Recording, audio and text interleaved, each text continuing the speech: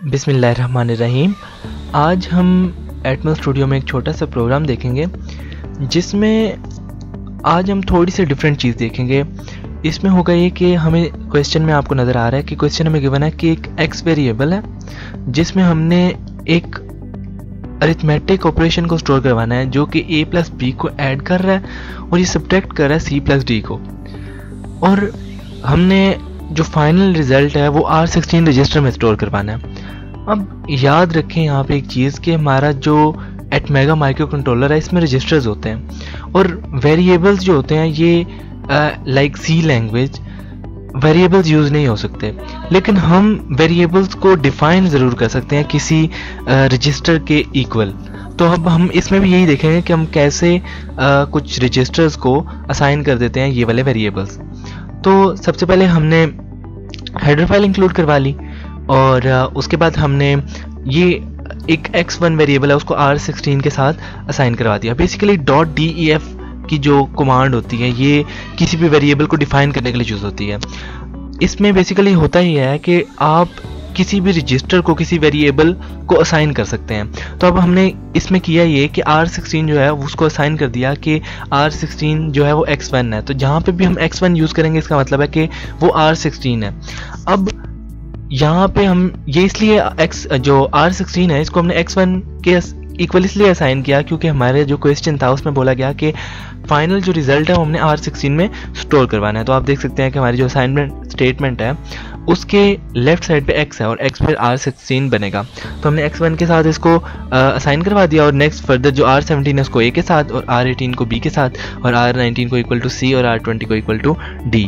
और नेक्स्ट जो है हम अब अपना प्रॉपर प्रोग्राम स्टार्ट कर रहे हैं और OS स्टार्टिंग लोकेशन के लिए यूज़ हो रही है और यहाँ पे अपने प्रोग्राम की स्टार्टिंग लोकेशन 0x00 दे दी और x यहाँ पे जो है वो एज अ हेक्सा यूज़ हो रहा है, हेक्सा वैल्यू को रिप्रेजेंट कर रहा है। अब यहाँ पे हमने यूज़ किया LDI A,0x05। अगर मैं बात करूँ तो इसका मतलब यही है कि ये बैक एंड पे जो इंस्ट्रक्शन है जो हमारा माइक्रो कंट्रोलर है या एटमॉस स्टूडियो वो इसको यही समझ रहा है कि LDI R17,0x05। बेसिकली हमने R17 को A को असाइन किया था, ऊपर यहाँ पे आप देख सकते हैं यहाँ पे हमने A के इक्वल असाइन किया था। तो बेसिकली ये जो A है ये R17 है। A में हमने 0x05 वैल्यू लोड करवा दी और B में 0x04 लोड करवा दी। इसी तरह C में एक और वैल्यू और D में एक और वैल्यू लोड करवा दी। और एट द एंड हमें बोला गया था कि आपका जो क्वेश्चन है उसमें जो पहला पार्ट था वो a प्लस बी था। तो हमने यहाँ पे a प्लस बी को सबसे पहले ऐड करवाएंगे हम। तो हम देखते हैं कि हमारा जो a प्लस बी है वो क्या बनता है। तो बेसिकली a में 5 हमने लोड करवाया था और b में 4 हमने ऐड की कमांड यूज़ की और a कॉमा b। बेसिकली ये भी दो रजिस्टर्स हैं कि R17 कॉमा R18 और which is equal to R17 is equal to R17 plus R18। तो ये A में basically 5 plus 4 hexa value 9 store हो जाएगी। इसी तरह जो दूसरा पार्ट था वो ऐड C प्लस D, यानी कि हमारे पास जो हमारा क्वेश्चन था उसमें C प्लस D गिवन था। तो अब हमने उन दोनों को भी आपस में ऐड करना है और उनकी जो वैल्यू होगी हमारे पास वो हमारे पास R19 रजिस्टर और R20 रजिस्टर हमने साइन किए थे C और D को। तो अब जो है हमारे पास इसकी 3+2 जो वैल्यू है वो 5 बन गई। अब हमारे पास फाइनल जो था हमने इन दो वैल्यूज़ को सब्ट्रैक्ट करना था। तो क्वेश्चन के अकॉर्डिंग फिर हम ये करेंगे कि हमारा जो a प्लस बी का जो होल रिजल्ट है जिसमें स्टोर है उसको माइनस कर देंगे c प्लस डी के होल रिजल्ट से। तो हमारा a प्लस बी का जो होल रिजल्ट था वो R17 में था और c प्लस डी का जो रिजल्ट था वो R19 में था। और फिर हम फाइनल ये करेंगे सब्ट्रैक्ट a माइनस c। इसका मतलब ये हुआ है कि हमारा जो a है वो R17 है और c जो है वो R19 है जिसमें इन दोनों के रिजल्ट स्टोर थे। तो हमने सब्ट्रैक्ट a कॉमा c किया। इसका मतलब है कि R17 is equal to R17 minus R19। तो हमारे पास जो फाइनल रिजल्ट है वो a में 4 स्टोर हो जाएगा। अब हमने करना ये है कि हमने क्योंकि फाइनल रिजल्ट जो था वो x में स्टोर करवाना था तो हमने मूव की इंस्ट्रक्शन यूज़ की। मूव की इंस्ट्रक्शन किस लिए यूज़ होती है? किसी भी दो जनरल पर्पस रजिस्टर को की वैल्यू एक दूसरे को मूव करवाने के लिए यूज़ होती है। तो a हमारे पास बेसिकली R17 था और R16 जो था वो हमारे पास एक फिलहाल ब्लैंक था। और याद रखना है कि हमारे पास जो रजिस्टर होता है जब भी हम मूव की कमांड यूज़ करेंगे तो ये उसको वैल्यू को रिप्लेस कर देगा। जैसे ऐड की हमारे पास इंस्ट्रक्शन थी, वो नेक्स्ट जो हमारे पास न्यू वैल्यू आती है उसको प्रीवियस वैल्यू में ऐड करता है, वैल्यू अपडेट हो जाती है। लेकिन मूव वाली जो इंस्ट्रक्शन जब हम यूज़ करेंगे तो कोई से दो जनरल पर्पस रजिस्टर की वैल्यू रिप्लेस हो जाएगी, जिसको हम लेफ्ट साइड पर रखेंगे उसकी वैल्यू रिप्लेस हो जाएगी राइट वाले से। तो ए की वैल्यू बेसिकली हमारे पास R17 था और R17 में 4 था, तो अब ये x1 इज इक्वल टू 4 आ जाएगा। नेक्स्ट एट द एंड हमने ब्रेक की कमांड यूज़ कर दी। बेसिकली ब्रेक की कमांड ये करती है कि आपका जो प्रोग्राम होता है जब हम फिनिश कर देते हैं तो हम ब्रेक की कमांड यूज़ करते हैं। आइए अब हम इसको रन करके चेक करते हैं। सबसे पहले आप F7 की भी प्रेस कर सकते हैं और आप यहाँ से बिल्ड पे जाके बिल्ड सोल्यूशन भी कर सकते हैं। तो हमने बिल्ड सोल्यूशन कर लिया। इसके बाद जो है आप यहाँ पे डिबग पे जाएंगे और यहाँ से स्टार्ट डिबगिंग एंड ब्रेक, आप डायरेक्ट F10 की भी प्रेस कर सकते हैं। अब हम इसको देखना चाहते हैं तो आपने डिबग में जाना है और यहाँ से प्रोसेसर स्टेटस पे जाना है। तो अब जो है हमारा जो प्रोसेसर स्टेटस है इसको हम देखेंगे। तो सबसे पहले आप देखें कि हमने ऊपर डिफाइन कर दिया था तो वो बैक एंड पे डिफाइन हो गए हैं। अब R17 जो है वो एक वाला है। अब हम देखते हैं क्या ये वाकई असाइन हो गए हैं। तो आपने यहाँ पे जाना है, आप स्टेप बाय स्टेप इसको देखना चाहते हैं तो F10 की भी प्रेस कर सकते हैं, अदरवाइज यहाँ से इस बटन को भी क्लिक कर सकते हैं। तो अब हमने इसको क्लिक किया तो आप देख सकते हैं कि R17 में 0x05 है, लेकिन फ्रंट एंड पे हमने एक वेरिएबल यूज़ किया हुआ है। फिर नेक्स्ट जो B है वो R18 हमने असाइन किया था और उसको एज आ R18 रजिस्टर डिफाइन किया था। तो B में 04 वैल्यू होगी और बेसिकली R18 में 04 होगी। तो आप देख सकते हैं यहाँ पे 04 है।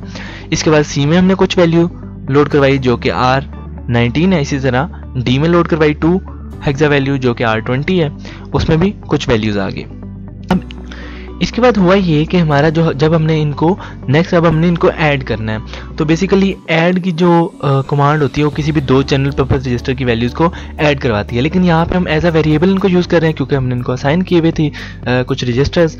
तो बैक एंड पे तो रजिस्टर्स असाइन है। तो अब जो है हमने मतलब ऐड A, B किया, तो इसका मतलब है कि A को हमने R17 को असाइन किया था और B को हमने R18 को असाइन किया था। तो इसका मतलब है R17 और R18 की वैल्यू दोनों ऐड होके A में जाके स्टोर हो जाएंगी और A जो है हमारे पास वो R17 है। तो अब हम इनकी वैल्यूज चेक करते हैं। तो हमारे पास R17 की वैल्यू थी R17 की जो पहले हमारे पास वैल्यू थी वो 5 थी और R18 की जो वैल्यू थी वो हमारे पास 4 थी। तो 5 + 4 = 9। तो ये देखें हमारे पास 9 एज अ आउटपुट आ गया।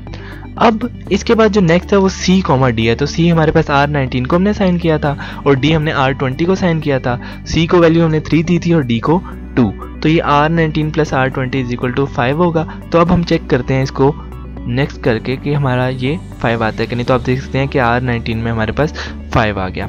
अब नेक्स्ट हमारे पास जो इंस्ट्रक्शन है वो इन दोनों को हमने सब्ट्रैक्ट करना है। अगर हम अपने क्वेश्चन की तरफ देखें तो हमारे क्वेश्चन में ये था कि हमने इनको सब्ट्रैक्ट करना है। अब हमने जब सब्ट्रैक्ट A, C किया तो A जो था हमारे पास वो R17 है और C जो है वो R19 है।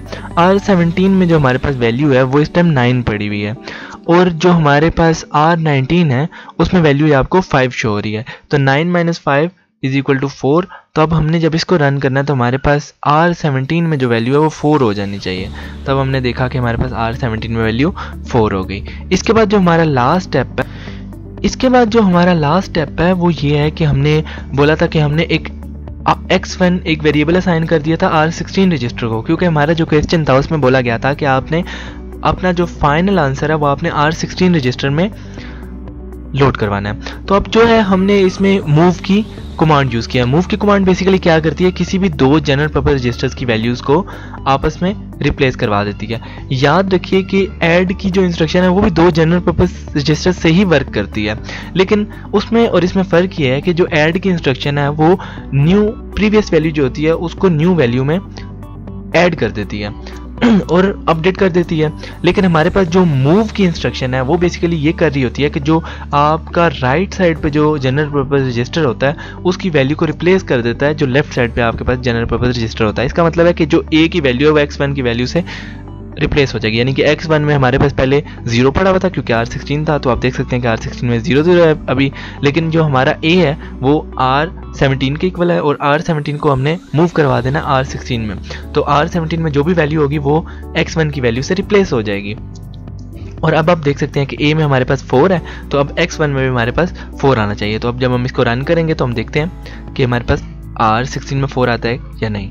तो अब जब मैंने इसको रन किया तो आप देख सकते हैं कि R16 में हमारे पास 4 आ गया। अब कंक्लूजन ये है कि हम वेरिएबल्स को यूज़ क्यों करते हैं। जब हमारे पास प्रोग्राम बहुत कॉम्प्लेक्स बन जाता है और हम उनको खुद से कुछ नेम्स असाइन करना चाहते हैं तो तब हम इनको यूज़ करते हैं। फॉर एग्जांपल तब जब हम बार बार किसी रजिस्टर को यूज़ करना चाह रहे हो तब हम कन्फ्यूजन से बचने के लिए इन स्टेटमेंट्स का यूज़ करते हैं, हम ऐसे वेरिएबल्स डिफाइन कर लेते हैं। Thank you so much for watching.